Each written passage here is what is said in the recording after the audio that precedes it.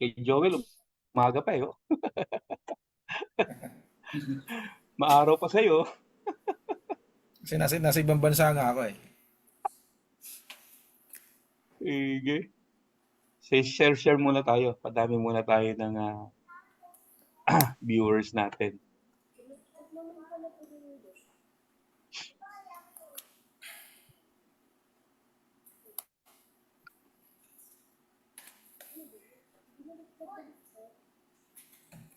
Gagayain ko dapat yung sa inyo eh.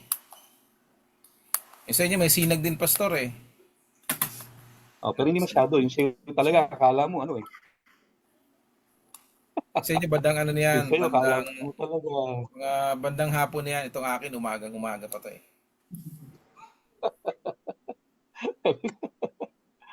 Umaga.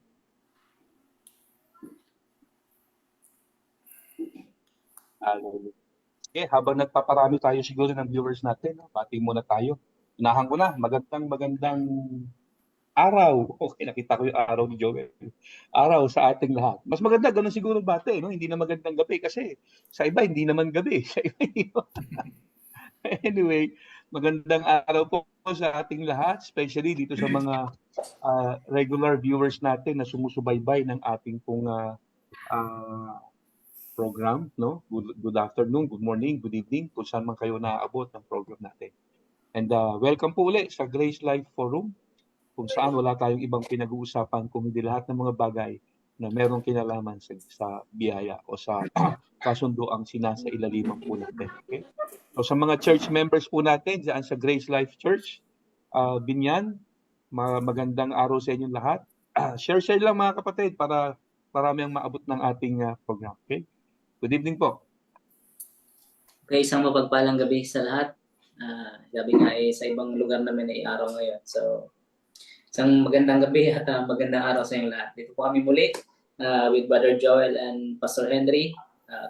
Patuloy kami na magbigay sa inyo ng ating mga pag-uusapan ng mensahe patungkol sa biyaya. At we remind na pakinggan natin, sundan natin ang ating bawat episode ng ating Grace Life Forum ito. Kasi ang mensahe ng biyaya ay dapat lang at worth it kung ito ay ulit-ulit natin na pakinggan.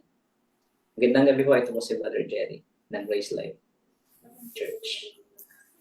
Sabagay, magandang araw naman talaga ang bate. No? Kasi pag sinabi magandang araw, sakop nun hanggang gabi. Kasi ang isang buong araw, 24 hours yan eh. Tama. Next time, magandang araw tayo. Ang nakakaalangan lang kung magandang umaga o magandang gabi. So, ganoon pa man, doon po sa mga nakakapanood sa atin, no? Tayo po ay mag-i-invite. No? Alam po niyo kung anong invite namin? Baka gusto po ninyo mag-mall pag Sunday. Kasi yung aming pong church ay malapit kami sa mall. Pwede po kayong mag-mall. Pero mag-church muna kayo. Tapos saka kayo mag-mall. No, malapit lang po kami sa Southwoods Mall. No, sa May Juana 6. Kasi ni-invite ko yung ating mga taga-panood kung gusto nilang mag-mall ng Sunday. Mag-church muna sila tapos saka sila mag-mall. So, ngayon pong gabi, ngayon pong araw ay isa na naman pong pag-uusap yung aming pong tatalakayin patungkol dun sa biyaya ng Diyos. At ito pong pag-uusapan natin ngayon ay malamang alam na rin to ng iba. So, maging excited po tayo na mapakinggan po ito nang sa ganun ay may bago po tayong matutunan. So, muli po ay magandang araw po sa lahat at mabiyayang gabi.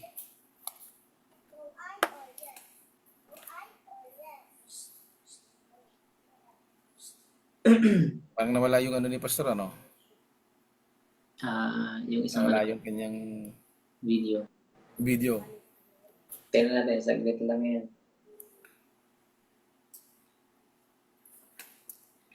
Umulan din ba dyan, Brad? Umulan, ulan lang. Bago tayo nagsimula, umulan eh. Kala ko nga hindi titigil eh. Kasi kung malakas-lakas ay mahirap marinig yung usapan. Maririnig sa audio yung yung ulan. Ayun na, mabalik na si Pastor. Nawala yung signal ko eh. Okay. Naririnig niyo ako? Apo. Oo. Anyway, pasensya na kayo. Akala ko, bigla akong na-rapture yung isang ano ko. Anyway, Nakakalungkot din Pastor, naiwan kami di naman. Pwede ko ba naman gawin sa inyo yun? Okay. O, saan na tayo? Dire-diretso na tayo, Pastor. Tuloy-tuloy na po tayo. Sige. Sabi mo So, eh. may tanong po ako sa inyo. Nanonood po ba kayo ng Itbulaga? Ako, di lang ako nakakapanood ng Itbulaga eh. Napanood niyo na po yung yung bawal ang judgmental. Alam ko yun. Ah. Oo, narinig ko yun. Oo. Ano Pastor, yan sa Facebook. Totoo bang bawal ang judgmental? Ay, dapat lang naman. Dapat ipagbawal talaga yun. Para ang gandang igawa ng resolusyon sa kamara yan para ipagbawal yung mga judgmental No? Ngayon, lalo na ngayon, hindi pag-uusapan yung tungkol sa impeachment, di ba? Merong hatol yung Korte Suprema. So, ang tao ngayon, napakadami ng hatol. Kung ano-ano, kanya-kanyang hatol. May away pa yung Senado, yung Korte Suprema, yung Kamara, di ba? Dahil lang sa paghatol. Di ba? So, bawal po ang judgmental. Hintayin natin ng Diyos. Pagdating ng araw, siya ang hatol. Ngayon, kung bakit po yan ang nababanggit ko, ay may kinalaman po kasi sa pagja-judge o paghahatol ng ating pag-uusapan ngayon. Na pamilyar po tayo sa mga salisalita o gawi-gawi ng mga Kristiyano sa paligid. Malamang siguro nasusakyan niyo po yung ibig kong sabihin.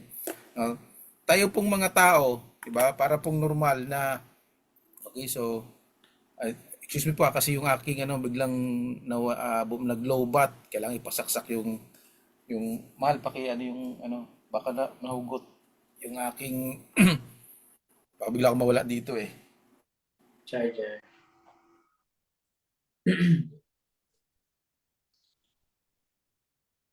Ayun, nawala Pastor. Nawala po si Brother Joel. Oh, siya naman na nawala. Okay. Na-rapture. Nalobat po, Na-rapture naman nalobat. siya. Nalobat? Oh, nako. Anyway, nabanggit na ba ni Joel? Kasi kanina nawala ako eh. Nabanggit na ba ni Joel yung ating pag-uusapan? Hindi pa po, hindi pa po. Hindi Papunta pa? na to. Hindi pa? Hindi pa. Ha? Hindi O pa kasi po. ang naabutan ko lang yung judgmental eh. Okay. So anyway, so habang wala pa si Joel, bigyan na natin ng konting idea yung ating mga viewers kung ano tong ating i-discuss, no? So ang title ng ating pag-uusapan ay is a true believer known by their works. Hindi ko pala nalagyan ng title to. Nalagyan ko ba ng title ito? O nalagyan ko pala. Oh, anyway, is a true believer known by their works. Ang isa bang genuine na Christian, yung totoong Kristiyano, ay nakikita sa pamumuhay. Okay, magandang magandang tawag dito, magandang pag-usapan 'yan kasi madali nating, sabi nga ni Joel, mag-judge no? Madali nating i-judge ang isang taong uma-attend sa church, matagal ng miyembro, pagkatapos wala tayong nakikitang pagbabago sa buhay niya. Madali natin siyang i-judge na hindi talaga yan tunay na Kristiyano. Kasi hinahanapan natin ng hinahanapan natin ng pagbabago sa kanyang pamumuhay. Di ba? At kadalasan, ayun na, bumalik na si Joel. Okay. Na-rapture ka, Brad. Na-rapture ka kanina. Yung may naghugot nung yung pagkaka-charge ang nakakabit sa laptop yung akala ko nakasaksak yung charger din pala di nakasaksak.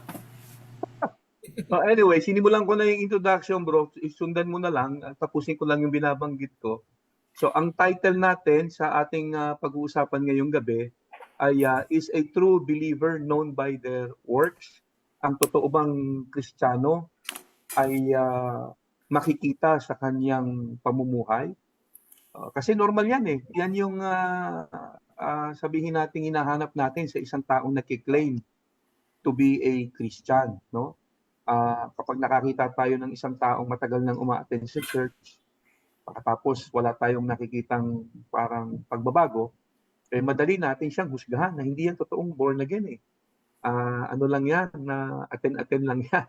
Kasi nahanapan natin ng ng pagbabago. At ang madalas na pinagkukuhanan ng parang supporting verse diyan is yung nakasulat sa Matthew chapter 7 sa verse 16, okay? Na kung saan ang nakalagay doon, by their fruit you will recognize them. By their fruit you will recognize them. So, dahil dyan sa verse na yan, ang interpretasyon ng marami dyan is makikilala mo ang isang tunay na Kristiyano sa kanilang pamumuhay. So, yun yung interpretation. By their fruit, you will recognize them. Okay? O, Joel, ikaw nang humawak ng nobela. Okay. Inano ko lang kasi bigla ko nawala. Yung pong fruits ay ipinagpapalagay ng marami, mga mabubuting gawa. Pastor, di ba? Yun yung iniisip ng marami. Yes, oo. Na ito daw ay pumapatungkol doon sa mga mabubuting gawa na pagka hindi nakita yung mabuti o tamang gawa o tamang gawi-gawi sa buhay ng isang tao o nun sa mismo nagsasabi, nagkiklaim mo siya ay Kristiyano, ang pinapalagay ng iba, no, yung tinutukoy nating mga judgmental, kaya yun yung introduction natin ay posible ay hindi ito ligtas. Di ba? Yun po yung sinasabi nila Kasi ibinabase nga nila sa verse na to, na sabi, you will know them. Dito po sa version ko, no, New King James Version. Ano po yung binasa nyong, Pastor? Binasa nyong version? Hindi ko binasa kasi yung verse 16 lang ang binanggit ko Okay. Dito sa version ko po, ang nakalagay dito sa New King James Version ay you will know them by their fruits. So, makakilala mo sila sa pamagitan ng kanilang mga bunga. So doon pinagpapalagay nung iba na pag hindi maganda yung nakikitang bunga o magandang buhay, may maling nagagawa, sinasabi nila malamang hindi ligtas to. So pinagpapalagay nila na para bang ang dating yung kaligtasan ay nakadepende dun sa kanilang ginagawa. No? Pero may tanong po ako dyan Ngayon, ang tanong ko po dyan, gaano ba kadaming gawa yung dapat gawin? O ano bang klaseng mabubuting gawa yung dapat gawin para masabi na yung isang tao ligtas? Yun po yung una kong tanong. Ang pangalawa ko pong tanong dyan, ano naman yung masamang bagay na pwedeng magawa ng isang Kristiyano o ng isang tao para masabing siya hindi ligtas? Dapat meron din tayong diyan meron tayong kumbaga parameter o kaya gauge kung paano ba susukatin. Kasi ganun tayong tao Diba po? Maganda yung tanong mo Kaya lang, ang malaki problema natin dyan, walang sagot sa Bible yun Okay? Kaya nga, yun yung tanong ko sa kanila. Kung yun ang sasabihin nila. Kung yun ang sasabihin nila na ito daw ay tumutukoy sa mga gawa. No, na humahato lang tao base dun sa nakikita nilang gawa. So, ngayon, mahalagang maintindihan natin ito. Kaya yung magandang mapag-usapan po natin ngayon. Kaya natin ito nire-raise ngayon para mas maintindihan. Ano ba talaga yung sinasabi ng verse po na ito? Kasi napakaiksing praise lang naman yan Pagkatapos ng banggitin yung mga salita, tinuldukan na Kaya may mga karugtong pang salita At nagbigay na agad ng konklusyon yung maraming tao na nakakita ng hindi maganda doon sa kanyang kapwa-tao na meron na agad siyang hatol. Ay, malamang siguro hindi ligtas yan. Malamang hindi sa Diyos yan. Yun po yung kanilang sinasabi. So yun yung maganda mabigyan natin ng no? Kasi sabi ko kanina, tingnan natin kung meron bang parameter hanggang saan ba, gaano ba kadami, yung mga ganon.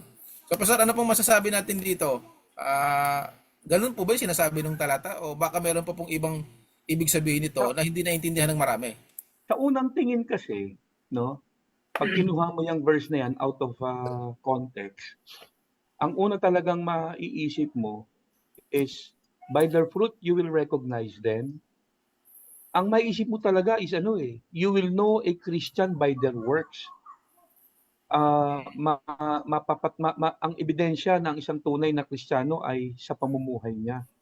Yun talaga ang parang common na may interpret mo dyan sa verse na yan. By their fruit, you will know them. You will recognize them. Now, sa totoo lang kasi, hindi natin madidinay maraming mga Kristiyano na hindi halata Okay? Hindi natin madidinay yun 'di ba? Hindi natin madidinay 'yon, 'no? Yung dekada ng miyembro, matatagal ng mga miyembro, hindi halatang Kristiyano, eh. Ah, alam natin na merong mga Christians nung sila'y nagsisimula pa lamang, nagpakita sila ng init, 'no? Talaga namang lahat ng, actuation nila puro ano, puro, may kinalaman sa pananampalataya, 'no? Ultimo nga iinom ng tubig napapa-praise the Lord pa yang mga yan, eh. Iinom lang ng tubig, praise God, 'di ba? Tapos, naging ano nila yan, naging, parang bukang bibig na nila yan, 'no? So, lahat halos ng mga genuine Christians na nagsimula, masasabi natin na magaganda yung ano, eh, magaganda yung, naipakita, eh. Pero alam din natin as time passed by, as time went by, makikita natin maraming Christians katagalan, ah, marami sa kanila ang parang bumalik sa yung mga dating pag-uugali, 'no? Makikita natin na para bang, ano nangyari? Bakit, hindi ka na kasing init nung una tapos, bakit parang, yung ugali mo ay bumabalik sa dati, 'no? So kapag gano'n na yung nakita natin, maiisip natin na, hindi talaga ito naging Kristiyano, 'no? So may mga Christians na sa umpisa ang ganda pero kalaunan medyo hindi nagiging maayos na.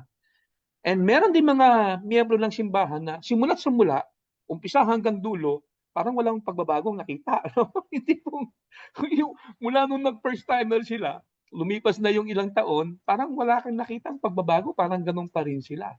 And so masasabi natin talaga na, yung isa, hindi talaga na born again yan, nagpakita lang ng maganda sa umpisa. Ito namang isang 'to, talagang walang duda hindi talaga born again yan kasi wala tayong nakitang pagbabago kahit konti, simula nung unang umattend, 'di ba?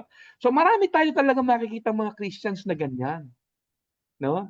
At marami rin tayong masasabing Christians na hindi halata na sila ay Kristiyano. Kaya dahil doon, lumabas ngayon yang ano, yang, ah, paniniwala na ang mga tunay na Kristiyano ay makikita sa kanilang mga pamumuhay. At ito yung supporting verse nila. By their fruit, you will recognize them. Yan yung naging supporting verse. Sa umpisa, sa unang tingin, mukhang tama. Kaya lang, meron akong naiisip na parang problema dyan, eh. Alam niyo kung ano yung possible problem dyan? Kung ang magiging basis natin ng pagiging tunay na Kristiyano natin o tayo ay talagang ligtas, ay yung ating pamumuhay, yung performance natin. Ang mangyayari niyan, araw-araw mong babantayan yung performance mo. Kasi kung mabait ka ngayong linggo na 'to, 'no, itong buong linggo na 'to ang bait-bait mo, lagi kang nagdarasal, okay, lagi kang nagbabasa ng Bible, mapagpasensya ka, 'no, talagang feeling mo itong linggo na 'to ang ganda ng performance mo, ang bait-bait mo. So hindi ka magdududa, tunay kang Kristiyano at talagang ligtas ka. Papaano kung sa susunod na linggo, 'no, ah, ang sama ng linggo mo, ang sama ng araw mo, 'no? Dahil do'n laging mainit ang ulo mo, yung pasensya mo napakaikli, na nasisigawan mo yung mga kasama mo sa bahay ng hindi naman kailangan at, nakakapagbitaw ka ng masasakit na salita, kulang na lang magmura ka at hindi ka na rin nakapagdadasal, hindi ka na rin nakapag-pray. So itong linggo na 'to ang sama-sama ng linggo mo. So, kung ang magiging batayan mo ng pagiging tunay na Kristiyano at ligtas ay yung pamumuhay mo, lagi mong babantayan yung pamumuhay mo. And so therefore, kung yung performance mo ngayong linggo na 'to maganda, maayos, mabait ka ngayon, mabuti ka, nagpe-pray ka, nagbabasa ka ng Bible, maiisip mo totoo kang Kristiyano.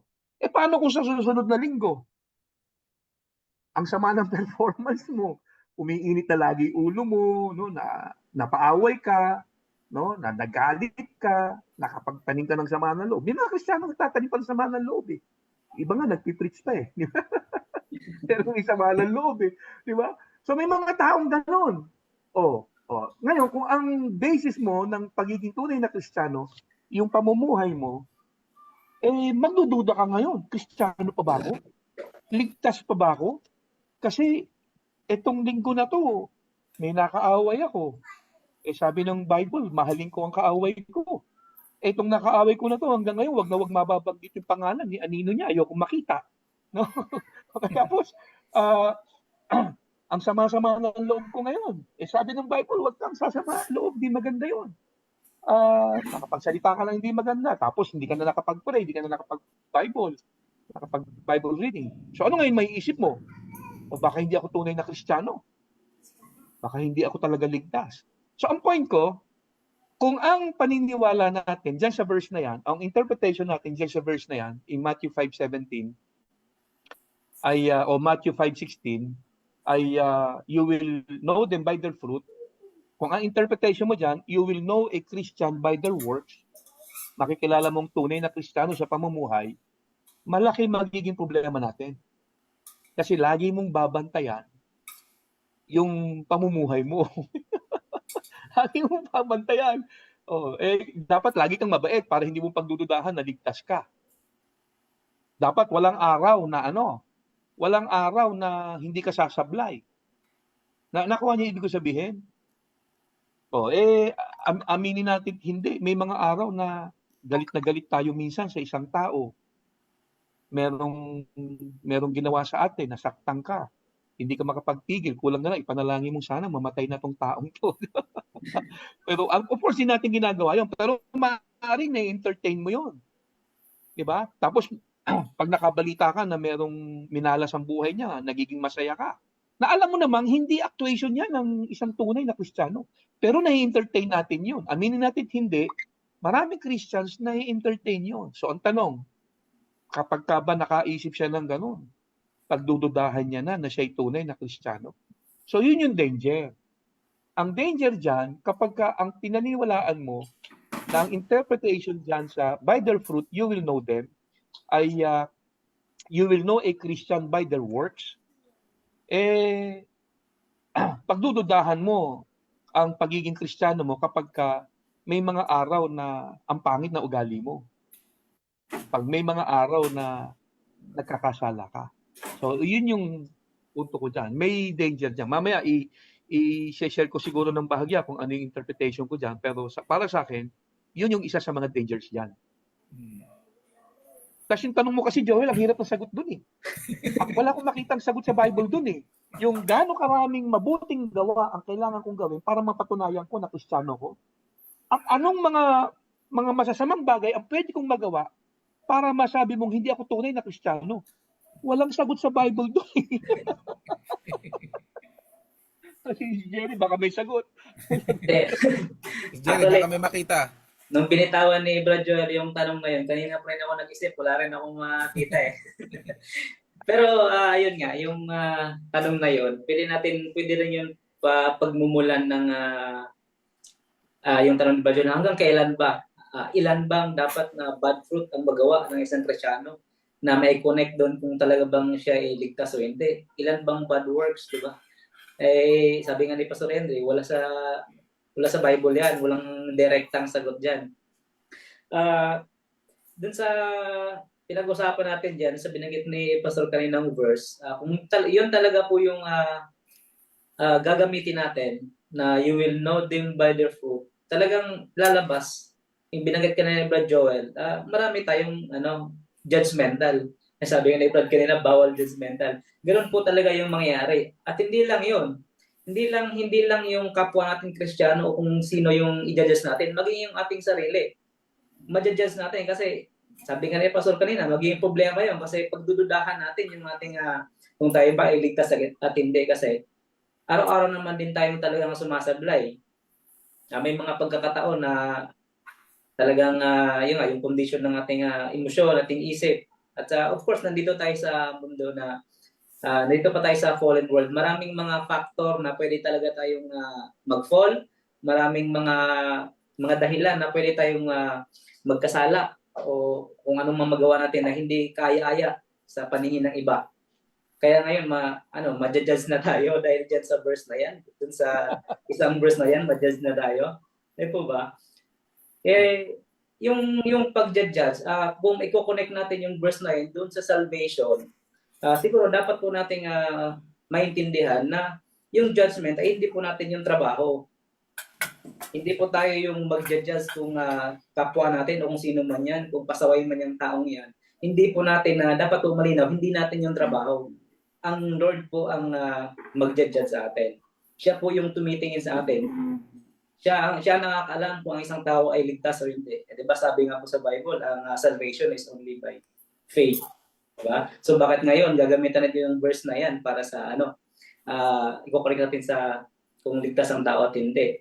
Tingnan natin sa Book of Matthew. May sinasabi doon ng Bible about sa pag-judge, no? Yung mga judgmental. Sabi dito sa Matthew 7, chapter 1 to 5. Judge not, naglag. King James pa yan, King James. Yes.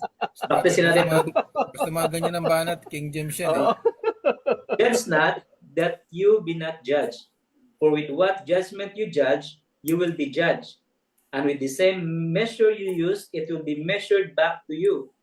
And why do you look at the speck in your brother's eye, but you do not consider the plank in your own eye? Or how can you say to your brother, let me remove the speck from your eye, and look, a plank in your own eye? Hypocrite, first remove the plank from your own eye, and then you will see clearly to remove the speck from your brother's eye. Diba? Yan yung sinasabi yan about sa danger. Isa sa danger ng yung paggamit ng verse na yun. In other words, parang sinasabi mo, Brother Jerry, just kinote mo, ang bantayan mo yung sarili mong dumi. Sarili mo. Tingin tayo ng tingin sa pagkamalian ng iba, wala naman sigurong magsabi na kung sino na talagang wala nang ginagawang hindi maganda. At sabi ko nga kanina, nabanggit ko, nandito pa tayo sa foreign world, marami pa tayong magagawa. So hindi talaga siya pwedeng doon na tayo magbase sa verse na yun na binasa kayo na. Yung you will know them by the report para ma-judge natin yung isang tao, isang Kristiyano na hindi siya saved. At maging yung ating sarili. Kasi una-una, malaking problema yun sa atin. Kahit hindi natin intindihin yung iba, sa atin mismo, sarili natin, mapagdudahan natin yung ating kaligtasan. So, yun po. Parang babalik din talaga sa atin yun, pagka ganon. Pag-usapan kasi yung paghatal, kaligtasan ang Diyos ang makapagbibigay niyan kung sino talaga. Pero ako po nung araw, naisip ko yung sinasabi ng iba na yun daw pagiging Kristiyano, nung nakakilala ka sa Panginoon, ay meron din siyang honeymoon stage. Di ba, kung pamilyar po kayo doon, na yung babagit ka na ng Pastor Henry, na doon sa mga unang taon, mainit pa yan talagang lahat ng ministry, sinasalihan, di ba, parang, lahat na lang gusto niya yung mananalangin, bago kumain, bago matulog, pagising, mananalangin, alas 6 ng hapon, mananalangin, ganun yan So, sabi ng ibang scholar, babase doon sa kanilang mga obserbasyon, yung iba daw, sabi nila, doon, yung honeymoon stage doon sa 10 taon Hindi ko alam kung sa lahat ganun Baka doon sa iba 3 taon. Pero sa observation doon nila, 10 taon. Pero paglipas doon ng 10 taon, ay parang medyo dyan na doon lumalabas yung kung may itatatag pa. So yung iba napapabalik na doon, yung nababanggit na Pastor Henry, napapabalik na doon sa hindi maganda dating ugali, paunti-unting lumalabas na, nagiging marami nang kinaiinisan doon sa loob ng church. Yung bang mga ganung mga bagay-bagay. Kasi lumilipas na nga yung sinatawag nilang honeymoon stage na yan. Ngayon ako po iniisip ko, paano kung yung nakita mo doon sa tao, yung pinakadulo na lang. Kung halimbawa, paano kung ang malapit na siya doon sa, di ba, yung pinakadulo na lang. Tapos malapit na pala siyang matapos yung buhay niya. Nakita mo yung pinakadulo ng buhay niya. Halimbawa, si Haring Solomon. Di ba, yung pinakadulo ng buhay niya, marami man siyang ginawang maganda Nakalugod-lugod sa Panginoon Pero pagdating doon sa dulo, sumablay na siya dahil doon sa udyok ng kanyang mga inasawa sumamba na siya sa Diyos-Diyosan Paano kung sa isang Kristiyano, ganoon din ang nangyari Ganoon din ang nakita natin yung dulo. Maraming nagawang mabuti na tama sa pamantayan ng Bible, yung dulo napapangit ng konti. So napakakunting percentage na yun. So doon ba sa ganung pagkakataon ba, hahatol na tayo? Kasi ang pinagbabasehan natin yung bunga eh. Diba? Paano kung marami yung magandang bunga, pangit lang yung konti? So saan tayo babase? Doon ba sa konti o doon ba sa mas madaming naging mabuti? Yung iba naninimbang, hindi, maraming ginawang mabuti yan. Konti lang yung masama at tingin ko ligtas yan. May mga ganun-ganun eh. Kasi bunga nga yung tinitingnan ng marami eh. So siguro dito, ang maganda maintindihan natin, dahil ang tao bumabase dun sa bunga. Pastor, ano ba yung bungang tinutukoy dito? Yun po yung, Magandang tanong yan, yun po no? yung pangalawa kong tanong eh. Ano ba yung bungang tinutukoy dito? So, ano ba ito? Ito ba ay mabuting bagay na dapat gawin ng isang tao? Magsukatan ba tayo ng mas madaming bagay na mabuting dapat natin magawa? Tapos pagdating sa dulo, masablay tayo ng konti at makita tayo nung iba, wala na to. Ano na talaga to? Paano kung bumalik ka? Tapos sumablay ka uli. Yun naman ang normal sa tao eh. So, So, tayo, humahatol agad tayo.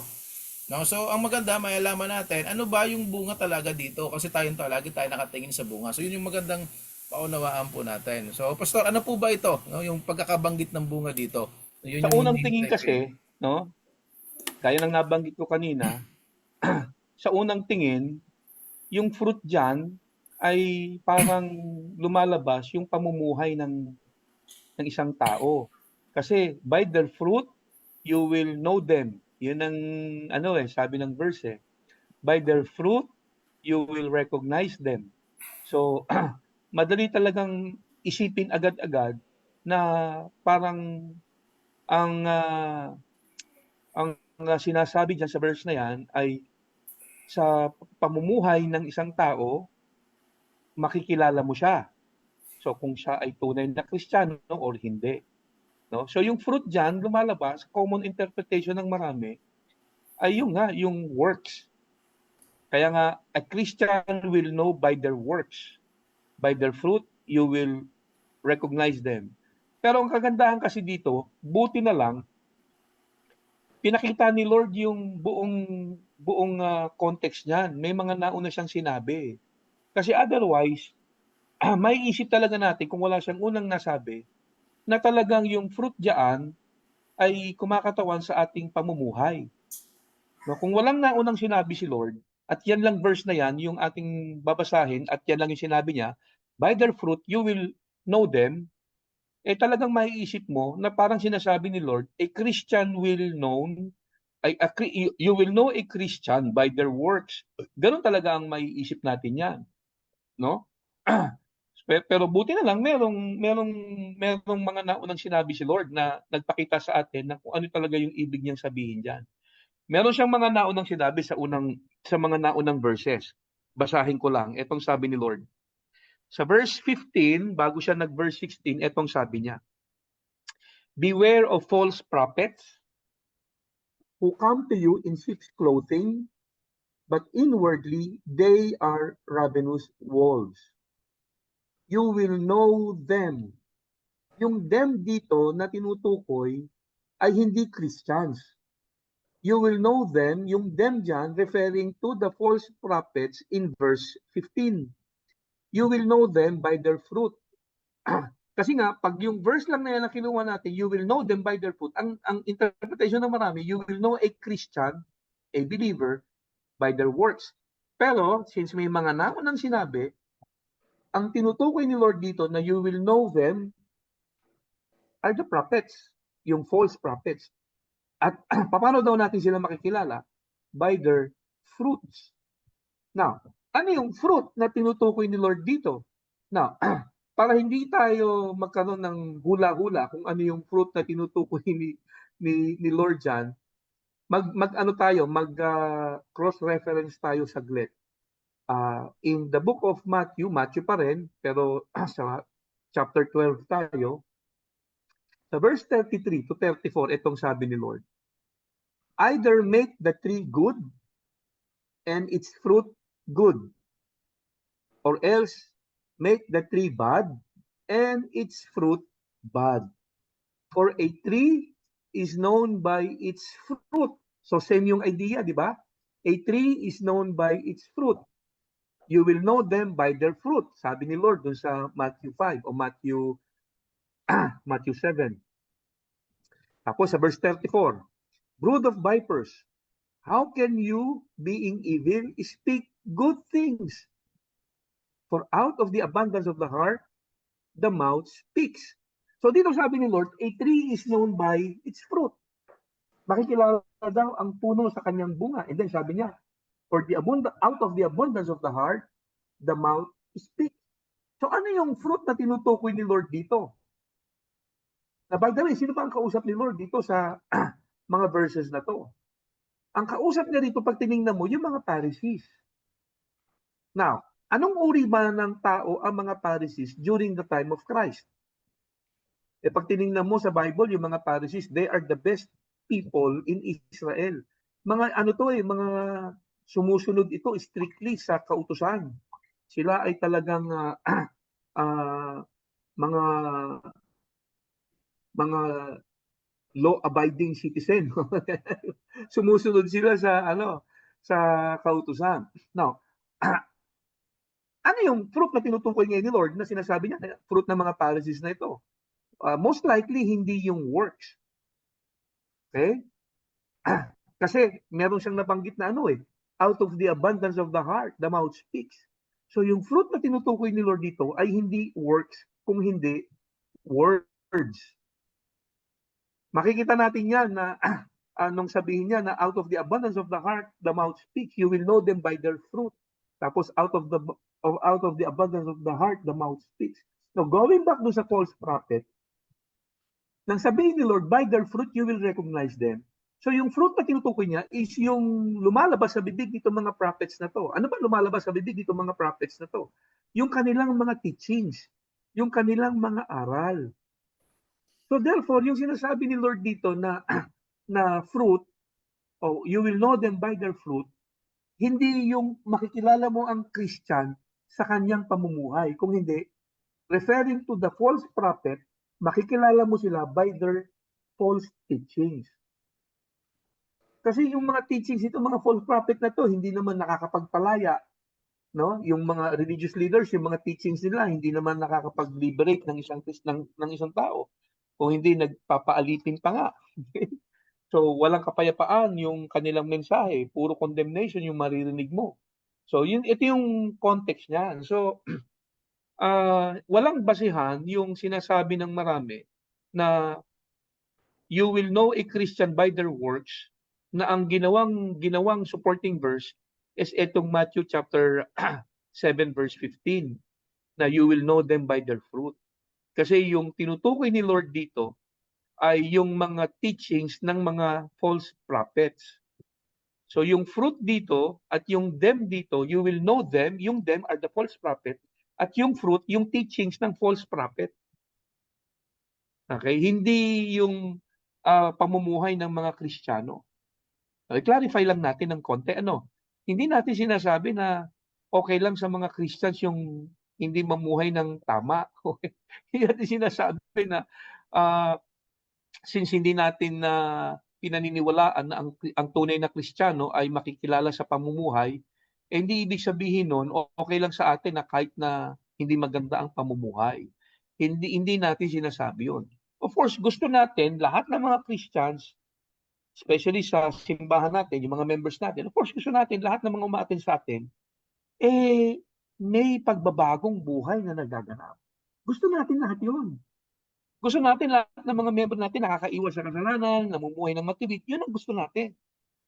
Pero, maling isipin na makikilala mo ang isang tunay na Kristiyano dahil sa kanyang pamumuhay base dito sa verse na to.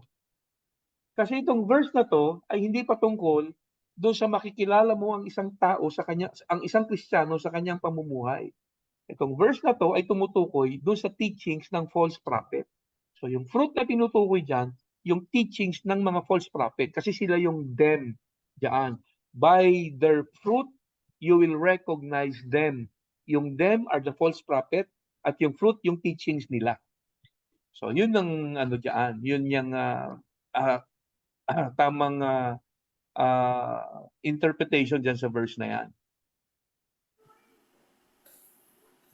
Yung mga kasasabi ko diyan yun yung importance ng pag nagbasa tayo ng verse. talagang tingnan natin yung konteksto, yung sinong Yes, kinakausap correct. at para saan yon. Eh, malinaw doon, no? Binasa lang natin, ginamit lang natin yung sa chapter 16. Tapos meron palang 15 na hindi naman pala talaga yon para sa atin, no? Hindi siya applicable sa atin kasi ang pag binasa lang natin yung 16, talagang judgment, condemnation. Eh hindi naman ang isang Kristiyano kung mananampalataya ka, we are not condemned, 'di ba? Hindi na tayo condemned, hindi na tayo i-judge kasi si Jesus na judge na siya. Yun yung importante dito sa Grace Life Forum, no, na meron tayong mga ganitong pag-uusap para mas maliwanagan tayo, tapos sa ating daily living ma-practice natin yung tamang pamumuhay under grace. Kasi minsan kahit minsan under grace tayo na nai-apply natin yung mga ganitong verse pag napakinggan natin o may nagsabi sa atin na condemn tayo, hindi naman pala para sa atin yun, di ba?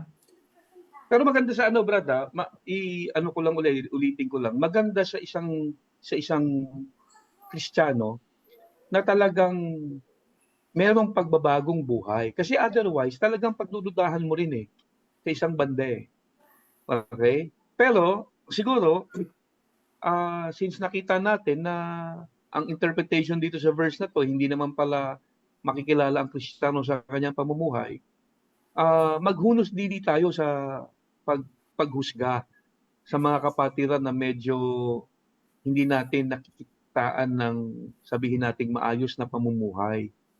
Kasi unang-unang kaligtasan hindi naman sa pamamagitan ng pagpapakaayos ng buhay natin. Ang kaligtasan ay regalo. Pero then again, gusto natin magkaroon ng kaayusan ang pamumuhay ng Kristiyano. Pero pag wala tayong nakitang ganon, huwag natin silang husgahan agad-agad. Alam mo kung bakit, bro? Alam niyo kung bakit? Kasi unang-una, merong inutos si Apostol Pablo, sabi niya in Galatians chapter 5, mamuhay kayo sa espiritu at wag niyong pairalin ang laman, no? Sa English, live by the Spirit o walk in the Spirit and do not gratify the desires of the flesh. So in other words, ang isang Kristiyano, hindi naman sasabihin ni Apostle Paul na do not gratify the desires of the flesh kung walang posibilidad na i-gratify natin yung flesh natin, yung desires ng flesh natin. So, may mga Christians na nagiging weak sila at napapagbigyan nila, nagagratify nila yung lust of the flesh. So, yun yung pwede nating sabihin na kapag meron tayong nakitang Christians na namumuhay sa parang hindi tama, no? Nakikita natin parang yung kanyang behavior, yung kanyang pamumuhay ay hindi natin matatawag na pamumuhay ng isang Kristiyano, huwag nating agad-agad itong huhusgahan na hindi talaga na-born again yan. Kasi merong utos si Pablo live by the Spirit, do not gratify the desires of the flesh. So in short, ang isang Kristiyano, possible na instead na namumuhay siya sa Espiritu, ginagratify niya yung flesh. Kaya nga ang instruction ni Paul, do not gratify the desires of the flesh. Kaya pagka meron tayong nakita Kristiyanong ganun, siguro isipin mo na lang, siya isang Kristiyano na ginagratify niya yung flesh niya para wag tayong maging mapanghusga. Meron pa nga siyang sinabi in Romans chapter 6, sabi ni Paul, do not let sin rule in your body. So hindi naman sasabihin ni Paul yung do not let sin rule in your body kung walang posibilidad na pahintulutan natin si sin na mag-rule sa ating body. So kung meron tayong mga nakikitang Christians na para bang hindi Kristiyano ang pamumuhay, yung mga Kristiyanong hindi halata, yung mga Kristiyanong patuloy na nagkakasala at alipin ng habitual sins, siguro mas magandang isipin, ginagratify nila yung flesh at pinapahintulutan nila ang sin to rule in their body. Okay? Kaysa isipin mong, hindi talaga Christian yan. Kasi posible rin naman talaga yon. Hindi natin sinasabing hindi posible yon. Pero, Sabi mo nga, sabi ni Lord, di ba, don't judge, di ba? Huwag natin silang husgahan. No? Sa totoo lang, wala namang ibang nakakaalam kung sino ang ligtas kung hindi ang Diyos at yung mismong tao na sumampalataya sa Diyos. So, silang dalawa lang ang nakakaalam. Yan, Sa tama. totoo lang, marami akong kilalang mga dating kasama sa church na ang simula nila, ang gaganda eh. Talagang masasabi mong hindi mo pagdududahan eh. Ito ay mga genuine na Christian. Mga nagpipreach na. Ang lalim ng commitment sa Lord. Talagang umiiyak sa Panginoon. Kung magdasal, talagang oras-oras kung manalangin. O pagkatapos isang araw, na in love sa ibang babae. Iniwan ng asawa. Na in love sa ibang babae. Pagkatapos, nagpatuloy sa kasalanan. O ngayon, sasabihin ba natin na siya? Ay, di talaga na born again yan. Kasi by their fruit, you will know them. Sabi nga ni Joel, paano yung unang bunga na nakita mo sa kanya na maganda? Mm. So kaya nga, ang magiging danger doon ang paniniwala dyan sa verse na yan, makikilala mo ang Kristiyano sa kanyang pamumuhay, by their fruit you will know them, lagi mong babantayan yung performance mo. Good for you kung itong linggong ito, mabait ka parate, mapagpasensya ka, nakakapagdasal ka at nagbabasa ng Bible, maiisip mo na ligtas ka at tunay kang Kristiyano. Hopefully, by next week, ganyan ka pa rin. Okay? Kasi paano kung by next week, biglang iba na yung timpla ng utak mo. Iba na yung timpla ng katawan mo. No? Madali ka nang magalit, madali ka nang mainis. At ikaw ay may napaaway pa na tiyempo, meron kang nakaaway, no? Wag naman sana kasi dahil ang basihan mo a Christian will know by their works, baka pagdudahan mo yung pagiging Kristiyano mo. Buti na lang, yung verse na yan, hindi yun ang ibig sabihin. Ang tinutukoy ni Lord dyan na by their fruit you will know them, yung false prophet na nagtuturo ng maling aral. So yung fruit dyan, yung false teaching nila. Hindi yung kanilang pamumuhay. Pastor, minsan, di ba, meron ng mga tao na mabait kahit hindi Kristiyano eh. Yes. Mabuting tao pero hindi Yung Kristiyano. yung pa ang isang diyan, Diba? nakaka-deceive. Yung bang ganon. Kaya ang sabi dito, di ba, ng Panginoon, sa binasa nyo kanina sa 34, brood of vipers, naisip ko tuloy yung ahas eh. Diba sa Satan nun, magaganda yung mga salita eh. Tama, totoo 'yun. Yung mga Kaya salita. mahirap maging basis yung works kasi merong mga likas na mababait, Oh, 'di ba? meron. Madideceive ka doon. Eh, hindi mo alam, baka kaya mabait kasi iniisip niya, maliligtas siya dahil sa mabuti siyang tao. Pwede rin. Pwede Hindi rin. naman yun yung pamantayan ng Bible para maligtas ka, Correct. hindi yung pagiging mabuti. Klarong-klaro yun, Ephesians 2 chapter 8 verse 8 to 9 eh. 'Di ba? By grace through faith tayo naligtas. Hindi rin pwede mong masabi na porket mabait, mabuting tao, iligtas na 'yan.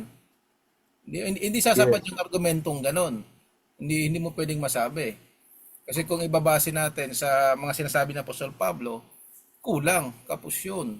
Hindi siya pwedeng umabot. O kaya Siguro nga, safe sabihin na siguro safe sabihin na pag meron kang nakitang pagbabago sa isang taong nag-attend ng church, no? Pwede mong sabihin na totoong naligtas 'yan. Pero sa kabilang banda, kung wala kang nakitang pagbabago sa isang taong nagsisimba na, huwag mo namang isipin na hindi talaga naligtas 'yan. Okay? 'Di ba? So yun siguro ang safe 'yan. Pag may nakita kang pagbabago, pwede mong sabihin, totoong naligtas 'yan. Ngayon, kung wala kang nakitang pagbabago, huwag mo naman sabihin hindi talaga naligtas kasi Diyos lang talaga nakakaalam eh.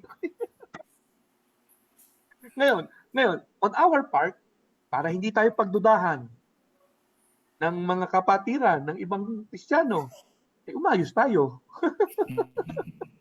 Diba? Umayos ka. Yes. Kasi sa totoo lang, talagang pagdududahan ka kapag isipin mo naman, di ba? Nakakita ka ba ng nagkiklaim na Christian pagkatapos makikita mong naglalasing, nagbabarkada, nagsusugal ng bababae? Talaga namang pagdududahan ka. At kahit tayo, magsasabi tayo na mahirap din tayong makumbinsing totoong Kristiyano siya. Pero siyempre, wag nating huhusgahan ng ganun-ganon kasi Diyos lang ang nakakaalam. Ngayon, para hindi ka pagdudahan, umayos ka. Kaya mahalaga Yun ang rin talaga dahil dito sa atin sa Grace Life Forum ay di ba lagi natin sinasabi yung totoong identity natin ay hindi nakabase Yes, doon sa ating mga performances, 'di ba? Kundi correct. nakabase doon sa ating binigay ng Panginoon na identity natin. Yung kabanalan, yung kalinisan galing sa Panginoon ibinigay sa atin. Hindi sa pamamagitan ng mga mabuting gawa natin, kundi yun ay biyaya by grace through faith kaya natin natanggap.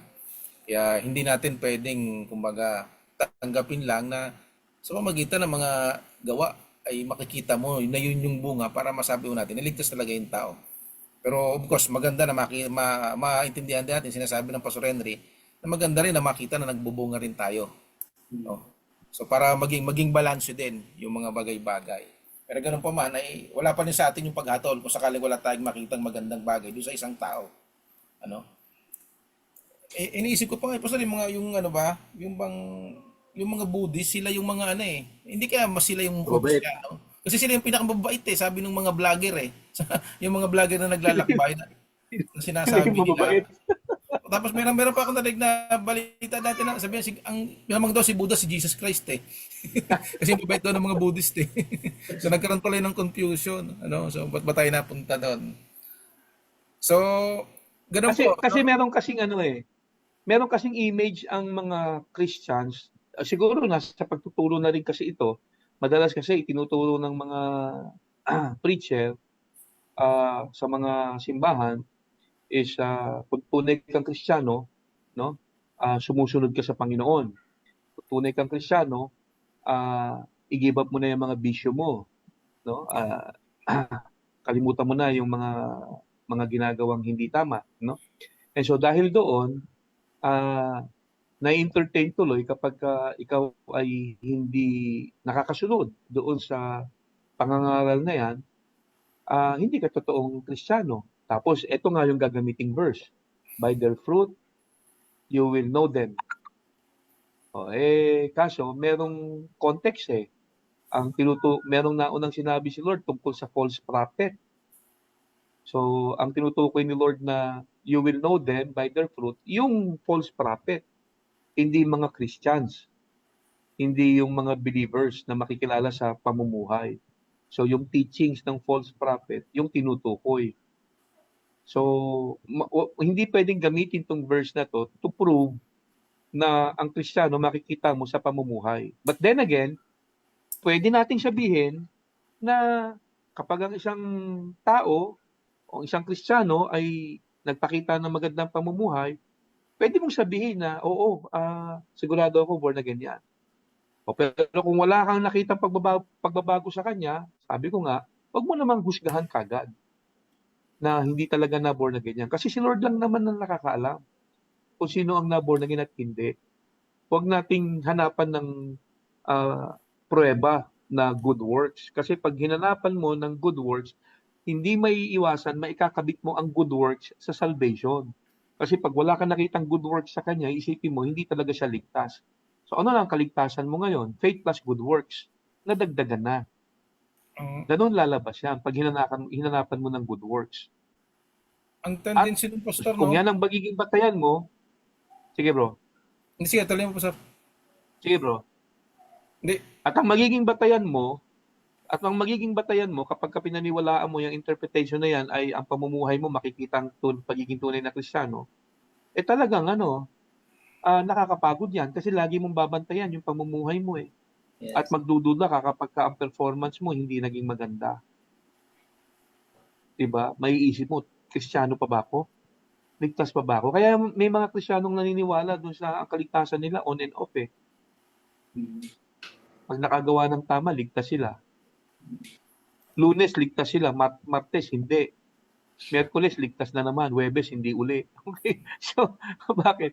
Kasi nga, ang naging basihan nila ng kaligtasan, yung kanilang ginagawa. Eh tayo, ang basihan ng kaligtasan natin, hindi yung ating ginagawa, kung hindi yung tinapos na gawa ng Panginoong Yesus.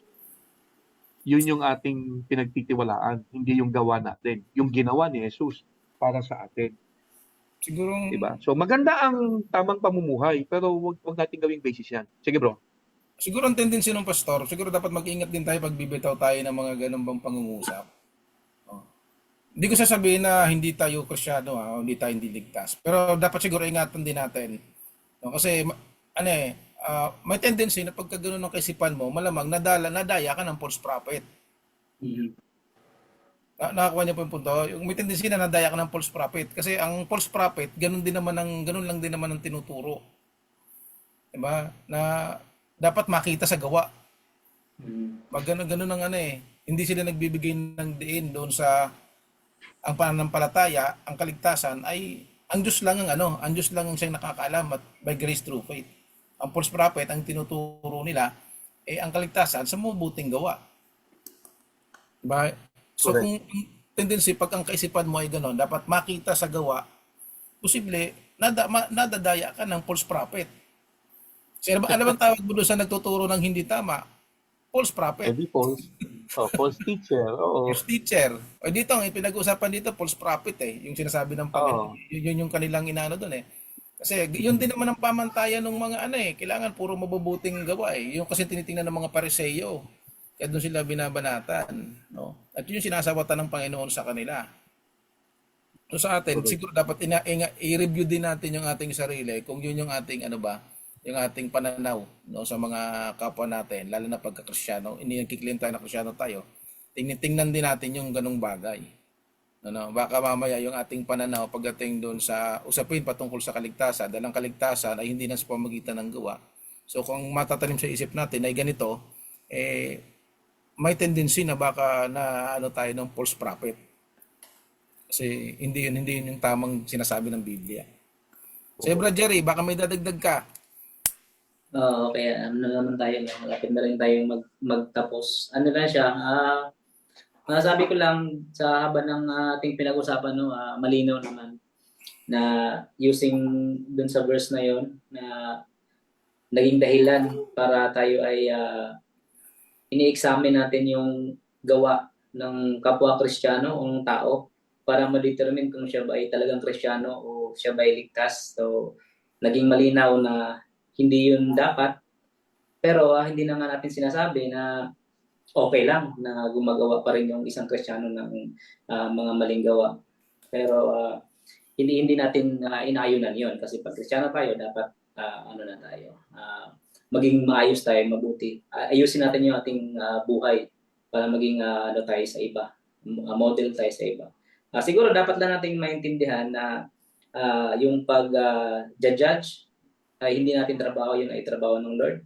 But of course, ang ating Panginoon, ang kanyang love is unconditional. We are saved by grace. Hindi dun sa kung ano man yung nagawa ng isang tao. Not by, hindi nakabase sa merit, dun sa mabuti nating gawa.